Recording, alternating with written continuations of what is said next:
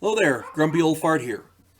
I did a UFO Legends video recently on Dr. J. Allen Hynek, and when I was doing my research on him, I sorry had a co-pilot for this particular video. This is Chekhov for those of you who don't remember him. Yeah. All right. I was doing research for Dr. Hynek in that video, and I ran across a particular case of his that he found intriguing, and so I did a little bit of research, and I figured I better do this because it's an interesting incident. It's in my, as I understand it, it's the very first time where humans tried to communicate with a UFO and maybe got a response. So I'm doing this video about the UFO incident in Papua New Guinea from 1959. Dr. Hynek investigated this. I'm going to go into that later. Now, usually when I do these, okay, you want down? Here you go. Usually when I do these UFO incidents, I do research on a number of different articles, and this one, for being one of the ones that Dr. Hynek really touted, I found a lot of different sources of information, and correlating it was kind of hard. But I found this article. I'm going to show it to you. And I'm just going to quote from this article. Okay? And it's a really good article. I highlighted some stuff out of this. I'm going to go from that. According to the renowned Dr. Hynek, he... here we go. All right.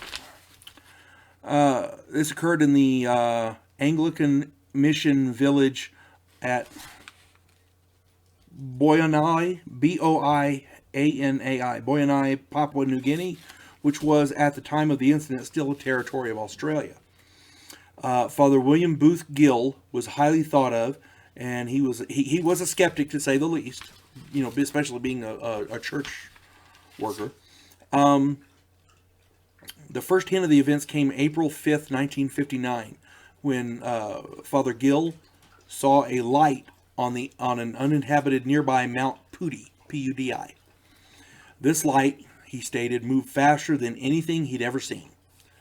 About a month or so later, his assistant, Stephen Moy, saw an inverted saucer-shaped object in the sky above the mission. Gill dismissed these sightings as some sort of electronic or atmospheric phenomena. But at 6:45 p.m. on June the 26th, the same year, 1959, Father Gill saw what he described as a bright white light to the northwest. And within a few moments, Gill was joined by no less than 38 additional witnesses, including Stephen Moy, Ananias Rarada, and Mrs. Nessie Moy. According to sworn statements, these 30-plus individuals watched a four-legged disc-shaped object approximately the size of 5 full moons lined up end to end.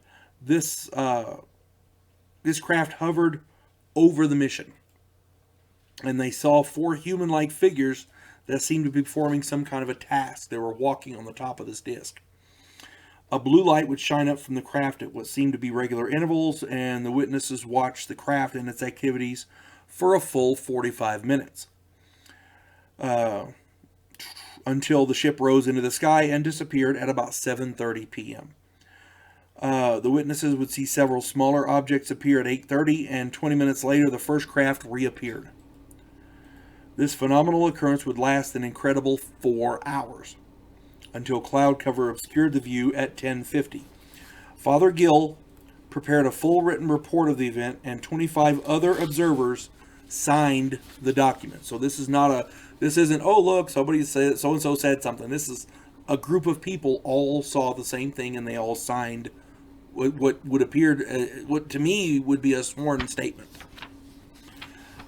This first sighting, a once-in-a-lifetime occurrence, would incredibly be followed by another sighting the very next night. At 6 p.m., the larger object appeared again with its occupants. It was shadowed by 2 of the smaller objects.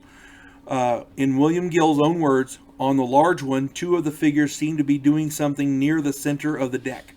They were occasionally bending over and raising their arms as though adjusting or setting up something. One figure seemed to be standing looking down at us. In a moment of anticipation, Gill raised his arms and waved to the figure. To our surprise, the figure did the same. So the figure waved back. Ananias waved both arms over his head. Then the two outside figures did the same. Ananias and myself began waving our arms, and all four seemed to wave back. There seemed no doubt that our movements were answered. So there's a form of communication going on.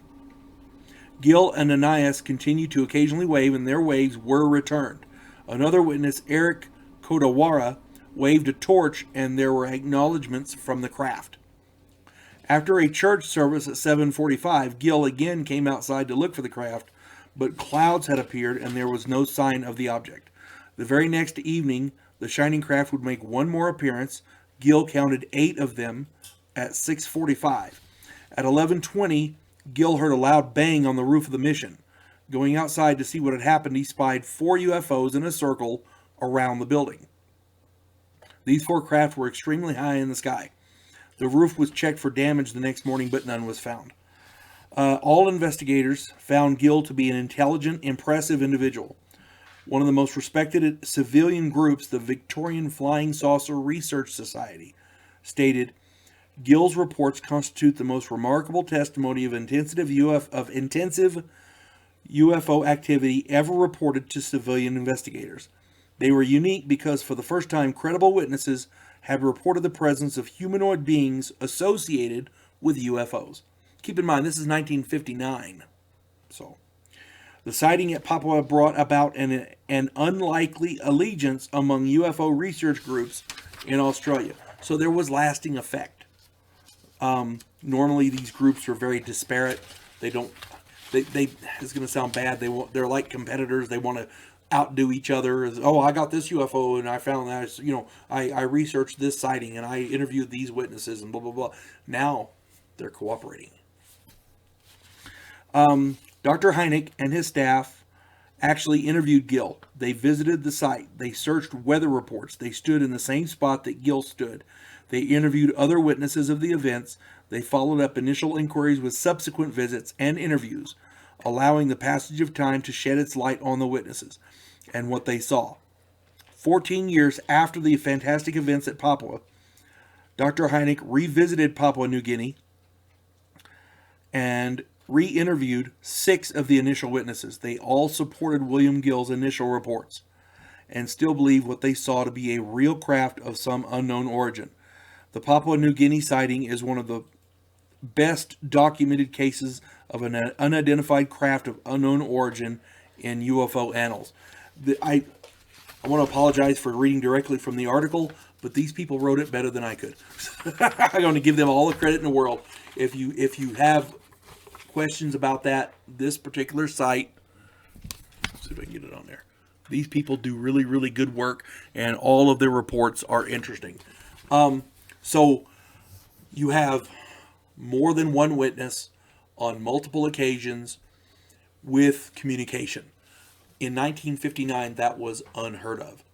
I don't know of any other event that happened like that in that time frame, and frankly, short of the alien invasion in Kentucky, where the family had that firefight with them all night, I can't think of much more interaction between the UFO occupants and